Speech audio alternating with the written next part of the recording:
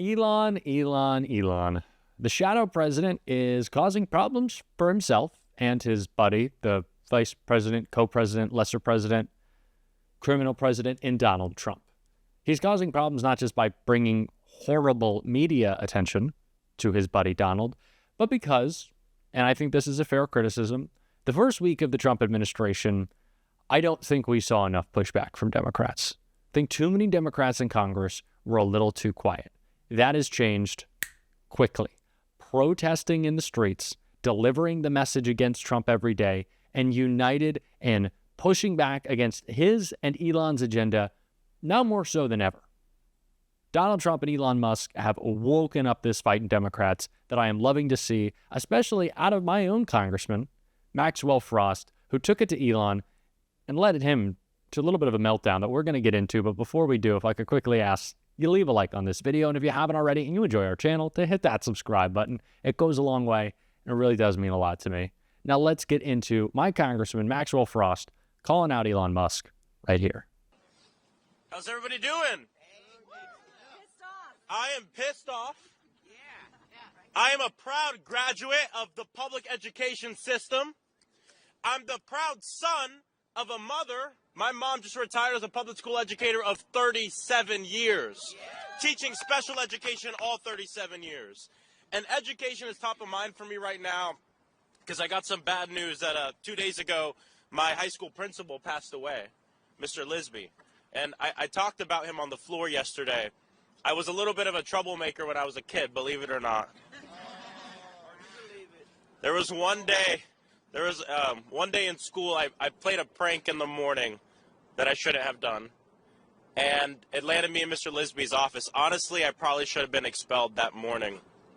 But Mr. Lisby pulled me aside and said, Maxwell, I think your energy is misdirected. I think you can be great. I'm not going to expel you. There's consequences. I'm not going to expel you today. And I need you to focus. And that second chance that he gave me and that my teachers gave me, I think are part of the reason I'm here today as a member of Congress. And that story of second chances, that story of love, that story of pouring everything you have into your students is the story of public education.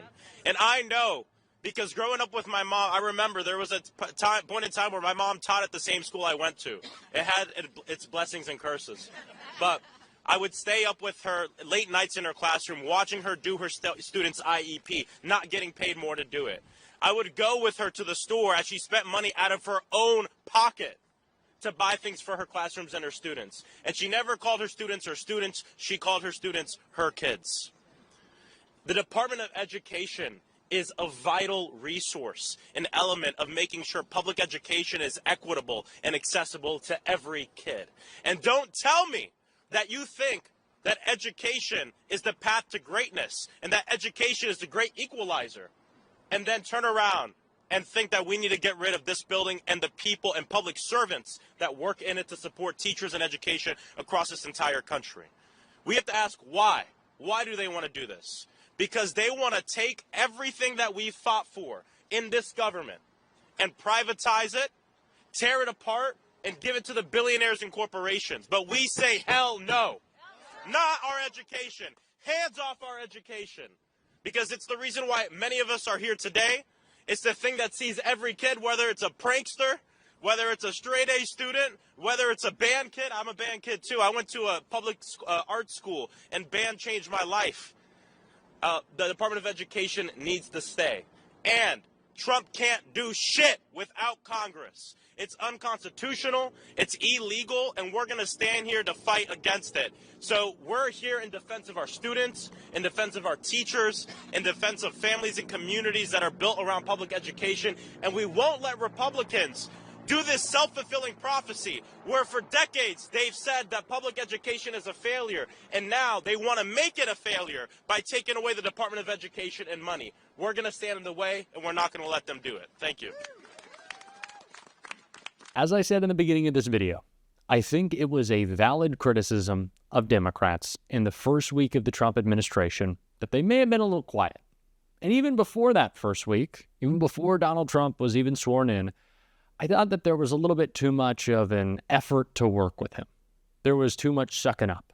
We saw John Fetterman, who I like less and less every day, a lot less every single day, go down to Mar-a-Lago, try to kiss the ring, try to ingratiate himself. We saw Democrats saying, we can work with Doge. They'll be a completely legitimate agency. They're looking to trim the fat. And I was thinking, why give these people credit before they do anything? They do not operate on the best of intentions. And now what's happened? Doge is a criminal organization filled with racist 22-year-olds stealing your social security number. So I am glad to see Maxwell Frost bring in this type of fight. I am glad to see Democrats bring in this type of fight. Not to say that Maxwell wasn't bringing this fight the whole time. He certainly was. That's why I'm glad he's leading the charge. But Elon certainly isn't. That's why he reacted this way. Chaos erupts at Education Department as members of Congress locked out. In a wild scene, federal officers are blocking Democratic members of Congress from entering the Department of Education. Members of Congress gathered at the department headquarters on Friday, but were denied entry. A man can be seen on video asking the crowd, "What business do you have here?" He was swiftly met by a chorus of, "Who are you?" and "We are members of Congress." Democrats had met to protest Donald Trump and Elon Musk's plan to abolish the entire education department and were looking to demand a meeting with the department's senior leadership. This also comes as Musk's Doge lackeys have begun to use AI to audit the department. I'm here with multiple members of Congress. We're here to go to the Department of Education to fight for education, and they have locked the doors, said Congressman Maxwell Frost in a video he posted on Twitter. They're not letting us in. It says all access interests, and there's some random guy out here refusing to let us in. An unhappy Elon Musk responded to Maxwell Frost, writing, "What is the Department of Education you keep talking about? I just checked, and it doesn't exist." What a smug loser. Him and JD, they're online personas, not to say they're the most charismatic guys face-to-face and in person, but their online personas are so smug. What's the Department of Education? I can't find it. Shut up. Ugh. So gross. So weird. And just like, this is who they are. This idea that it's somehow Democrats, these posturing elites. Well, Elon Musk and all his goobers, the richest man in the history of the world, think they can do whatever they want to our institutions, serving the people. Does it get more elitist than that? Taking like unilateral control of the government at large? I don't think so. The demeaning way they speak to us about our government, we should deport them. Let's deport Elon. That's what I'm looking forward to. We're going to talk a lot about the midterms coming up, how important it will be to have a Democratic House and a Democratic Senate to prevent judges from being confirmed, to stop Trump's legislation. Let's also deport Elon. Put that on the checklist. You know, Trump said he wants to send American citizens breaking the law to other countries. We can do it with Elon. Great plan. I like it. Not a bad idea. Speaking of not bad ideas, like I said, my Congressman Maxwell Frost really taking it to Elon, had plenty more ways that we can combat him when he was talking on CNN right here. Our politics lead as the Trump administration continues to gut the government as we know it and take unprecedented steps to reshape Washington, D.C. Some critics are wondering, where are the Democrats in all of this? That includes my next guest, Democratic Congressman Maxwell Frost of Florida. Congressman, you stood on the steps of the Treasury Department this week and asked the question, are we, meaning Democrats, the minority, or are we the opposition? Right now, Democrats in this country, Democratic voters, are wondering what your party can do given Republicans hold all the power, House, Senate, and White House. So what, if anything, is the plan? There's a few things we can do, and Leader Jeffries actually put out a 10-point plan about a week and a half ago to direct our caucus to pay attention to these things. And in my view, here are the most important things. Number one, we have to use every procedural step that we can and tactic that we can to, of course, delay things that we think are going to be bad for the American people and working families. We have to do everything we can to make sure that there's accountability. Just the other day, Ranking Member Jerry Connolly in the House Oversight Committee called a surprise vote on the Republicans to subpoena Elon Musk. It was 19-20. We were really close. Some of them ran in at the last minute. We got to keep doing that, right? There are things that we can do, and one day we will catch them slipping, and we will be able to have accountability with what's going on. Outside of the House, though, we also need to be working with groups and organizations. Of course, there's litigation going on. You've seen this week that we've taken the step to actually going to a lot of these buildings to see if we can confront people and talk with people from Doge face to face. And unfortunately, they have locked the doors to a lot of these buildings, have sent out armed guards to not let us in these buildings. Today, I was in front of the Department of Education with about a dozen members of Congress. And so the people are going to continue to rise up to protest. And there are things that we can do to resist. But, we have to tell ourselves we're not the minority, we're the opposition, and we got to fight back. And then hopefully in 2 years, we work to take back the House to have the real institutional power we need to make this president accountable.